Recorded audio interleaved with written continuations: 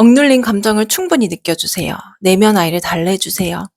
치유를 위해서 노력하는 분들이라면 귀에 못이 박히게 들으셨을 거예요. 그런데 막상 하려고 하면 그게 잘 되시나요? 대체 구체적으로 그게 뭘 하라는 말인지도 모르겠고, 아예 아무것도 느껴지지 않는 로봇처럼 느껴진다거나, 오히려 가슴이 더 꽉 막힌 듯한 기분마저 들어요. 남들은 눈물 콧물 쏟으며 정화한다는데 나는 왜 기계처럼 무미건조할까? 혹시 내가 무슨 문제가 있는 걸까? 이런 고민을 하시는 분들은 오늘 영상을 끝까지 봐주세요. 결론부터 말씀드리면 여러분은 아무 문제가 없습니다. 근데 여러분은 지금 아무것도 느끼지 못하는 상태가 아니에요. 한번 생각해 보세요. 모두 이런 경험이 흔하시죠? 스트레스 받을 때 혀가 아플 정도로 매운 음식을 찾는다. 눈물 쏙 빼는 슬픈 드라마를 본다. 일부러 돈을 주고 심장이 쫄깃해지는 공포 체험을 한다. 놀이동산에서 스릴 넘치는 놀이기구를 즐긴다. 계속해서 자극적인 쇼츠 영상을 찾아본다. 제가 TV를 보는데 어떤 분이 그런 말씀을 하시더라고요. 격렬한 익스트림 스포츠를 하면서 심장이 터질 듯이 뛸 때 비로소 내가 살아있구나 이렇게 느낀다고요.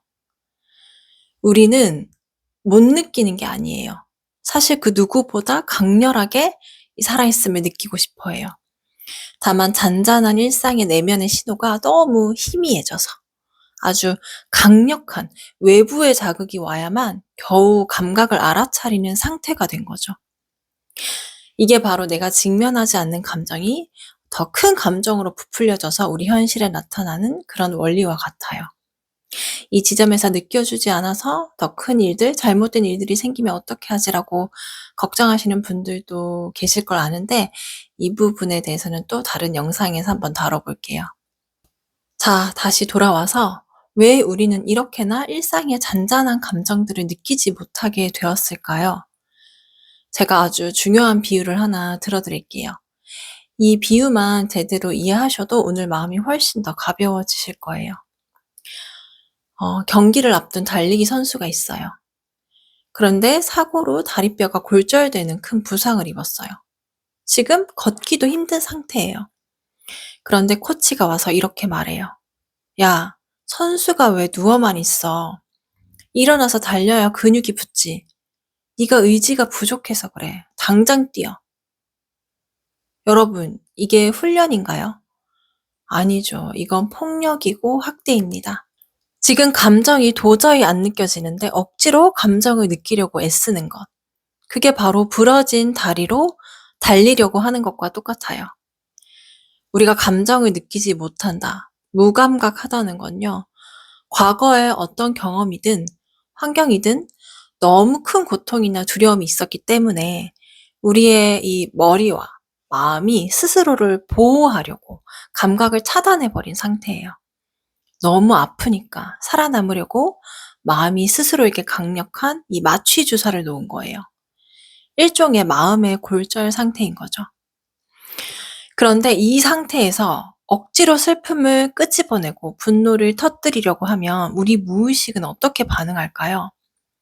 안 돼, 위험해, 지금 감정을 느끼면 우리가 다쳐 하면서 문을 더 꽁꽁 걸어 잠그게 됩니다. 그래서 감정을 느끼려 할수록 더 무감각해지거나 저항감이 드는 건 너무나 당연하고 건강한 반응이에요. 오히려 당신의 마음이 당신을 지키려고 일을 아주 잘하고 있다는 증거예요. 그렇다면 다리가 부러진 선수에게 달리기를 시키는 대신 지금 당장 가장 필요한 건 뭘까요? 이 부러진 뼈가 붙을 때까지 단단하게 깁스를 해주고 안전한 곳에서 충분히 휴식을 취하게 해주는 거죠. 나그네와 바람과 햇님 이야기 잘 아시죠? 이 나그네의 외투를 벗길 수 있는 건, 즉 우리의 이 외면의 외투, 보호막, 방어 기제를 녹일 수 있는 건 매서운 바람이 아니라 따뜻한 햇살 같은 돌봄이에요. 이 내면 작업도 똑같습니다. 이 감정을 느끼는 달리기보다 훨씬 더 중요한 것은 지금 내 마음이 안전하다고 느끼는 작업, 깁스와 휴식입니다.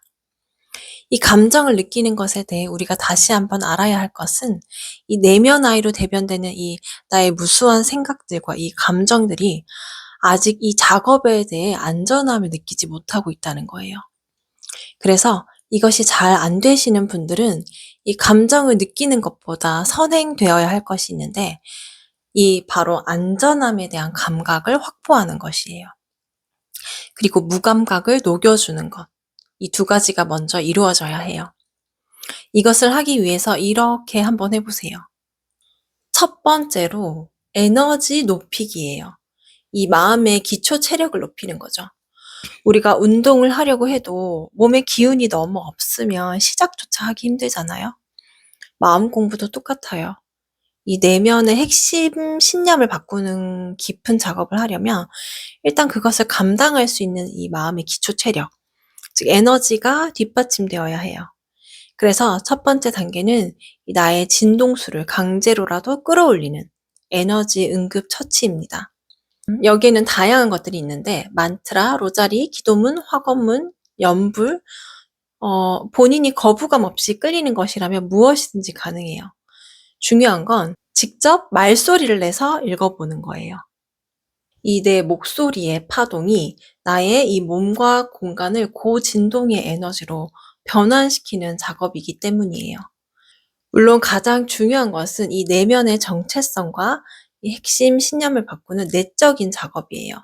하지만 또한 우리의 이 몸과 마음은 연결되어 있기 때문에 마음이 힘들어서 몸이 처지기도 하지만 반대로 몸의 진동을 높여서 굳게 닫힌 마음의 문을 열 수도 있습니다.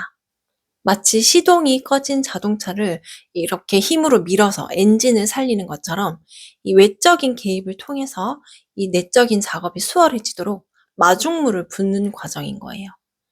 그래서 우리는 응급처치의 개념으로 하루든 이틀이든 일단 해보시는 걸 추천드려요.